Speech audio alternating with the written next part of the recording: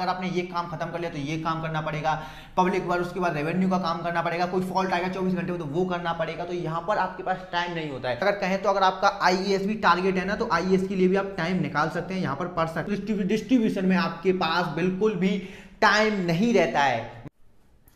Hello दोस्तों, आप सभी का फिर से स्वागत है हमारे एक और शानदार वीडियो में। दोस्तों इस वीडियो में बात करने वाले हैं यूपीपीसीएल ट्रांसमिशन और दोस्तों यूपीपीसीएल डिस्ट्रीब्यूशन के बारे में।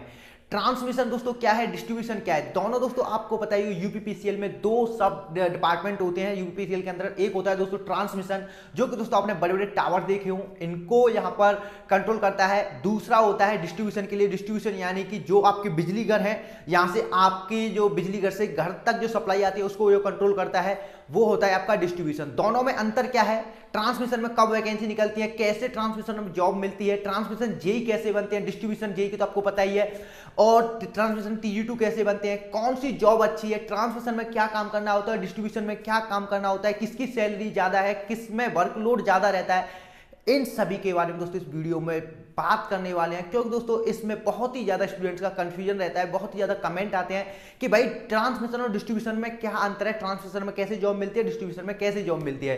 तो दोस्तों आपका जो कंफ्यूजन है खत्म होने वाला है, वीडियो में एंड तक बने रहिए। और दोस्तों वीडियो में एंड में आपको बताने वाला हूं कि आपके लिए कौन सी बेस्ट है। ट्रांसमिशन में, ट्रांसमिशन अगर आप जेई की तैयारी करें, ट्रांसमिशन जेई बेस्ट है या फिर डिस्ट्रीब्यूशन जेई बेस्ट है, किसके लिए कौन सी जॉब बेस्ट है। तो दोस्तों वीडियो में एंड तक बने रहिए।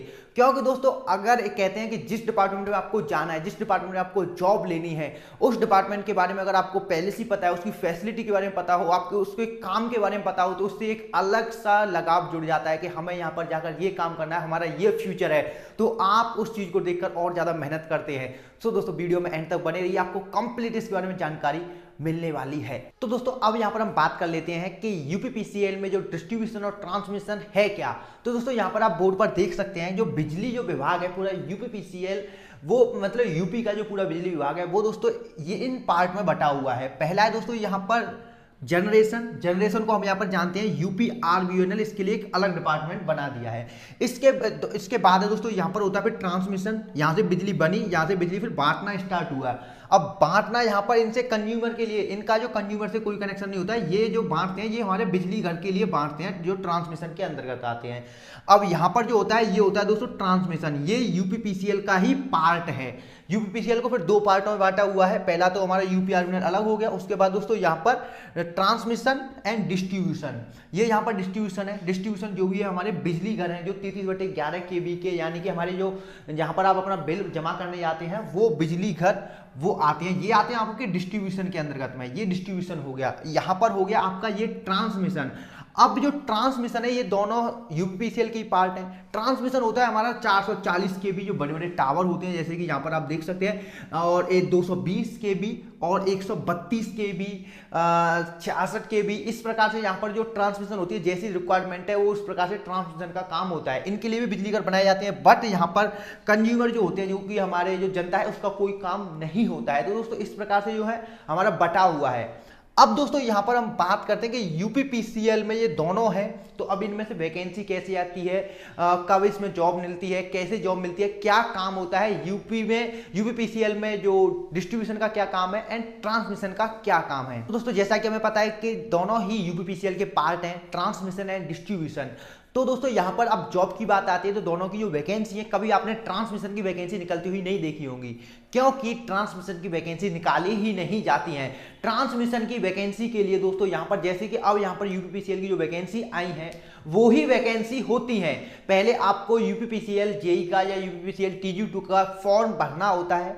फॉर्म भरने के बाद जैसे ही आप अपना एग्जाम क्वालिफाई कर लेते हैं, एग्जाम क्वालिफाई करने के बाद जब आपका डॉक्यूमेंट वेरिफिकेशन होता है, उस टाइम पर आपको वहां पर बताया जाता है कि आपको ट्रांसमिशन लेना है या फिर डिस्ट्रीब्यूशन लेना है। उसका फिर अलग से भी मेथड होता है, आपके नंबर भी वहां पर अकॉर्डिंग नंबर के हिसाब से भी होता है, वहां पर अलग अलग काम करते हैं। बट यहां पर आपका एक चीज क्लियर है कि ट्रांसमिशन के लिए अलग से वैकेंसी नहीं आती है, और ऐसा हर साल कंफर्म भी नहीं है कि ट्रांसमिशन की आपकी वैकेंसी जो है आई हर साल। जैसे कि इस बार अब जो वैकेंसी आई हुई है करीब 176 के करीब है, शायद कंफर्म मुझे पता नहीं है, 176 के करीब जो वैकेंसी है उसमें जब आप यहां पर एग्जाम दे देंगे, जब आपका डॉक्यूमेंट वेरिफिकेशन होगा, जब आप लखनऊ जाएंगे वहां पर आपको फॉर्म भराया जाता है कि आपको ट्रांसमिशन में जॉब चाहिए या फिर डिस्ट्रीब्यूशन में जॉब चाहिए। तो ये आपके अकॉर्डिंग है, एक ही होता है, इसके लिए कोई भी अलग से फॉर्म नहीं आते हैं, अलग से वैकेंसी नहीं निकाली जाती हैं, इनमें ही ये मिक्स होती हैं, इनमें ही ये वैकेंसी होती है जो कि यूपीपीसीएल के अंतर्गत आता है। तो इसमें फिर ये बांट देते हैं, फिर ट्रेनिंग अलग अलग होती है। जो डिस्ट्रीब्यूशन चॉइस करते हैं उनकी डिस्ट्रीब्यूशन वाली ट्रेनिंग होगी, जो ट्रांसमिशन चॉइस करते हैं उनकी ट्रांसमिशन वाली ट्रेनिंग होगी। तो दोस्तों इस प्रकार से आप डिस्ट्रीब्यूशन एंड ट्रांसमिशन में जा सकते हैं। ट्रांसमिशन एंड डिस्ट्रीब्यूशन ही नहीं यूपीपीसीएल के, दोस्तों यूपीपीसीएल के और भी छोटे छोटे पार्ट हैं, जैसे कि मीटर डिपार्टमेंट एक अलग डिपार्टमेंट होता है, उसके बाद दोस्तों यहाँ पर मेंटेनेंस डिपार्टमेंट एक अलग डिपार्टमेंट होता है। दोस्तों इस प्रकार के अलग अलग डिपार्टमेंट होते हैं दोस्तों, उसके ऊपर मैंने वीडियो बनाई हुई है, ये वाली वीडियो दोस्तों आप देख सकते हैं, डिस्क्रिप्शन में लिंक है इस वीडियो के बाद। अब दोस्तों यहाँ पर हम बात करते हैं इस वीडियो में कि दोनों में क्या वर्क में डिफरेंस है, दोनों के काम में, जो कि दोस्तों बहुत ही ज्यादा मेन है, जिसे कि लेकर दोस्तों अगर आप डिस्ट्रीब्यूशन में चले जाते हैं तो शायद आप परेशान हो सकते हैं। अगर दोस्तों आप ट्रांसमिशन अगर ले लेते हैं, अगर आपको इसके बारे में नहीं पता है तो आप उसमें भी परेशान हो सकते हैं। तो दोस्तों यहाँ पर काम को देखना बहुत ही ज्यादा जरूरी है। दोस्तों यहाँ पर सबसे पहले हम देखते हैं यहाँ पर डिस्ट्रीब्यूशन का। दोस्तों डिस्ट्रीब्यूशन तो आपने अपने बिजली घर देखे ही होंगे, ये होता है डिस्ट्रीब्यूशन। अब दोस्तों डिस्ट्रीब्यूशन में यहाँ पर आपका जो सबसे कॉमन जो वर्क है, लाइन, फील्ड वर्क और मेंटेनेंस। मेंटेनेंस मतलब कि जो लाइन की देखरेख करना, जितनी भी हमारी जो तार हैं, जो भी हमारे जो खंबे हैं, उनमें सप्लाई सही से चल रही है कि नहीं चल रही है, कहीं पर कोई फॉल्ट तो नहीं हुआ है, ये तो मेन काम होता ही है। जो जेई का मेन काम होता है क्या, लाइन को देखना, यहाँ पर उसको मेंटेनेंस करवाना, टाइम टू टाइम कोई फॉल्ट तो नहीं है, कोई खराबी तो नहीं है, ये सभी काम।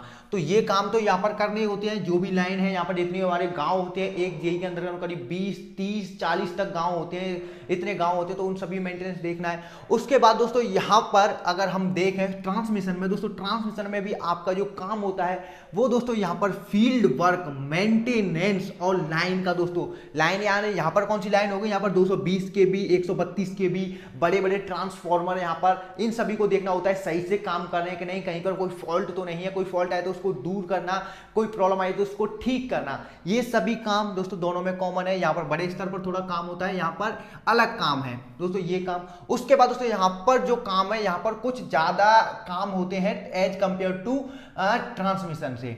अब दोस्तों यहाँ पर जो काम होते हैं वो है दोस्तों, यहाँ पर पहला होता है यहाँ पर पब्लिक वर्क।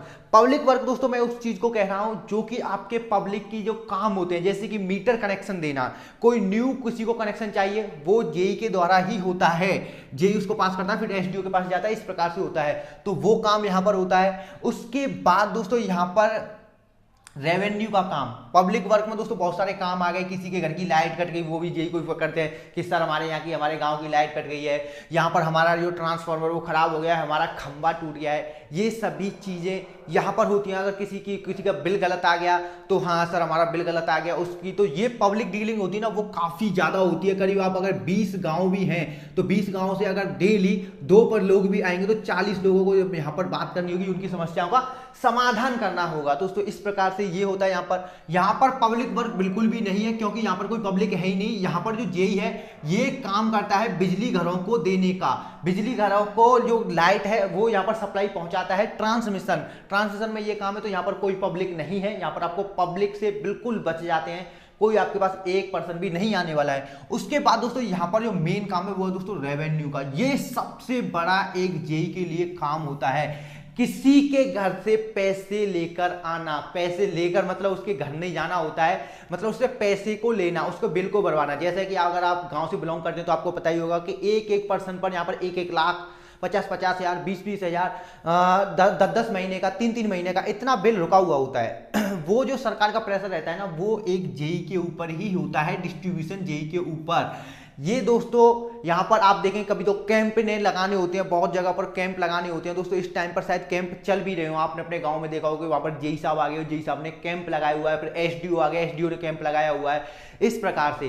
तो इनके पास जो काम रहता है वो रेवेन्यू का बहुत ज्यादा काम रहता है, रेवेन्यू को लेकर। दोस्तों रेवेन्यू का काम हो गया यहाँ पर, यही सबसे बड़ा काम है, सबसे ज्यादा सिरदर्दी वाला काम। इसमें आपको टारगेट दिया जाए कि आपको यहाँ पर कैसे पैसा नहीं आ रहा है, उनसे पैसे को मंगवाओ, उनके कनेक्शन को काटो अगर वो पैसा नहीं दे रहे हैं। तो ये सब चीजें यहाँ पर बहुत ज्यादा काम बढ़ जाता है रेवेन्यू को लेकर। यहाँ पर रेवेन्यू से आपको कोई मतलब नहीं है, कहीं से कोई पैसा आना नहीं है। आप बिजली घर से थोड़ी पैसा लेंगे कि हम आपको बिजली दे रहे हैं तो यहाँ पर आप काम करिए। ये तो एक डिपार्टमेंट है, डिपार्टमेंट में रहकर आप काम कर रहे हैं। तो दोस्तों यहाँ पर रेवेन्यू का कोई काम नहीं है। अब यहाँ पर दोस्तों मैंने एक और चीज लिखी हुई है, यहाँ पर ये 24 आवर वर्क।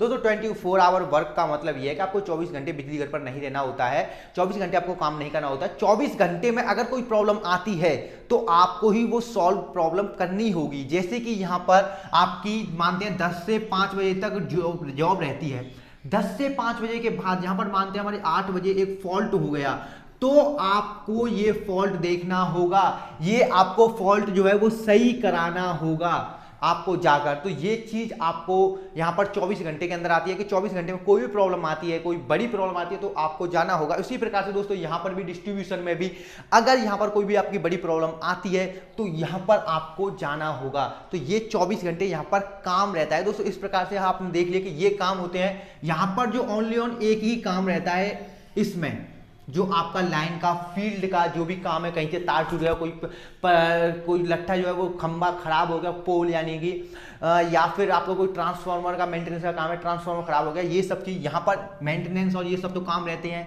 पब्लिक वर्क रहता है, रेवेन्यू का भी एक बहुत बड़ा काम है दोस्तों, ये बहुत बड़ा। आगे मैं बताऊंगा किसको कौन सी जॉब करनी चाहिए, किसके फायदे हैं, किसके घाटे हैं। तो वीडियो में तक बनी रहिए। और इसमें 24 घंटे दोनों में ही जॉब रहती है, 24 घंटे कोई प्रॉब्लम आती है वो आपको देखनी ही पड़ेगी। यहाँ पर हम बात कर लेते हैं कि किसको कौन सी जॉब करनी चाहिए, किसके लिए कौन सी जॉब बेस्ट है, किसके क्या फायदे हैं। तो दोस्तों यहाँ पर हम सबसे पहले देखते हैं ट्रांसमिशन को। दोस्तों ट्रांसमिशन अगर मैं एक शब्द में कह दूं तो ट्रांसमिशन सबसे ज्यादा बेस्ट है। अब किसके लिए बेस्ट है वो दोस्तों डिपेंड करती है सिचुएशन के हिसाब से। दोस्तों सबसे पहले हम सिचुएशन लेते हैं कि बहुत सारे भाई ऐसे होते हैं जो कि जॉब लेते हैं तो उन्हें 1-2 डिपार्टमेंट, उनके 2-2 3-3 डिपार्टमेंट में सिलेक्शन हो जाते हैं, या फिर उन्हें अगले किसी नेक्स्ट डिपार्टमेंट में जॉब लेनी है, जिसके लिए आगे उन्हें अगर जेई बनेंगे तो एसडीओ की तैयारी करनी है या फिर अदर एग्जाम की तैयारी करनी है। तो उनके लिए क्या चाहिए, टाइम चाहिए। दोस्तों यहां पर अगर हम देखें डिस्ट्रीब्यूशन में आपके पास बिल्कुल भी टाइम नहीं रहता है, मतलब ज्यादा टाइम रहता है कि ऐसे आप पढ़ाई कर सकें, ऐसा कुछ कर सकें। तो डिस्ट्रीब्यूशन में आपके पास बहुत ज्यादा काम है, रेवेन्यू का काम है, पब्लिक का काम है। अगर आपने ये काम खत्म कर लिया तो ये काम करना पड़ेगा, पब्लिक बार उसके बाद रेवेन्यू का काम करना पड़ेगा, कोई फॉल्ट आएगा 24 घंटे में तो वो करना पड़ेगा। तो यहाँ पर आपके पास टाइम नहीं होता है। अगर आपको जॉब करनी है, ऐसी जॉब करनी है जिसमें कि आप जाएं, आपको बस काम करें और आगे आपको फ्यूचर में आप कोई दूसरी फॉर्म नहीं बनना है, दूसरी कोई जॉब नहीं लेनी है, आपको स्टेबल रहना है और जो पब्लिक के साथ जुड़े रहना है, गांव के साथ जुड़े रहना है, तो आपके लिए डिस्ट्रीब्यूशन सबसे ज्यादा बेस्ट है। गांव के साथ आप जुड़े रहेंगे और यहाँ पर आप लोगों के साथ जुड़े रहेंगे, लोगों के साथ लगाव रहेगा, आपको इज्जत मिलेगी, बहुत सारे लोग जानेंगे, फेम मिलेगा, ये सब चीज चाहिए। तो डिस्ट्रीब्यूशन आपके पास, आप डिस्ट्रीब्यूशन में जा सकते हैं, ये बहुत ही ज्यादा बेस्ट है। और दोस्तों यहाँ पर अगर आप देखें तो यहाँ पर आपको कोई भी पब्लिक आपको डीलिंग नहीं है, पब्लिक आपको देखने के लिए नहीं मिलेगी। आपको बस जाना आपके अपने ऑफिस वर्कर्स के साथ ही काम करना है। यहां पर आपको सुबह 10 से लेकर 5 बजे तक काम करना है, ड्यूटी का टाइम है। तो इसके बाद दोस्तों आपके पास पूरा टाइम फ्री है। अब यहाँ पर टाइम आपका कब जाएगा, बाई चांस कभी कोई फॉल्ट होता है, बाई चांस, तब आपको यहाँ पर 1-2 घंटे 4 घंटे जा सकते हैं, उसके बाद आपके पास टाइम फ्री है। और यहाँ पर कोई ज़्यादा ऐसा काम नहीं होता, केवल मेंटेनेंस और फील्ड का वर्क रहता है और ज़्यादातर बड़ी बड़ी लाइनें कभी खराब ज़्यादा नहीं होती हैं। तो यहाँ पर जो वर्कलोड है इसके कंपेरिजन में ये इसमें बहुत ज़्यादा है, डिस्ट्रीब्यूशन में और ट्रांसमिशन में बहुत ही ज़्यादा कम है। तो दोस्तों यहाँ पर अगर आपको टाइम चाहिए या फिर आपको एक मतलब ऐसी जॉब करनी है जिसमें आपको बिल्कुल भी टेंशन नहीं चाहिए, बिल्कुल आराम से एकदम मस्ती से, तो आप जा सकते हैं ट्रांसमिशन की तरफ। लेकिन पर यहाँ पर आपको कोई नेम फेम ऐसा कुछ नहीं मिलेगा, यहाँ पर आप नया पब्लिक डीलिंग कर सकते हैं। अब दोस्तों आप एक फैक्ट जानते हैं कि यहाँ पर पब्लिक है तो वहां पर पैसा भी होता है, तो यहाँ पर आपके पास पैसा भी आता है, जो कि फैक्ट है, इसको कोई इनकार नहीं कर सकता है। और यहाँ पर कोई भी पैसा नहीं आता है। तो दोस्तों ये अब ये नहीं कहने लगा क्या आता है कैसे आता है, मैंने बिल्कुल बता दिया, ये बहुत ज़्यादा कमेंट आते हैं इसलिए। तो दोस्तों ये भी एक फैक्ट है। तो दोस्तों ओवरऑल अगर हम समराइज इसको करें तो मैं एक वर्ड में कह सकता हूं कि अगर आपको स्टेबल होना है और आपको जनता के साथ काम करना अच्छा लगता है और आपको कभी किसी काम से ये नहीं रहता कि काम जल्दी से खत्म हो, आपको अगर काम से प्यार है, डिस्ट्रीब्यूशन में जाइए। अगर आपको केवल केवल जॉब करनी है, कोई जनता से आपको कोई मतलब नहीं है, आपको जो सैलरी, हाँ सैलरी दोनों में सेम रहती है, यहां पर भी सेम है, यहां पर भी सेम है, सभी फैसिलिटी सेम है, सब कुछ सेम रहती है, कोई अंतर नहीं है।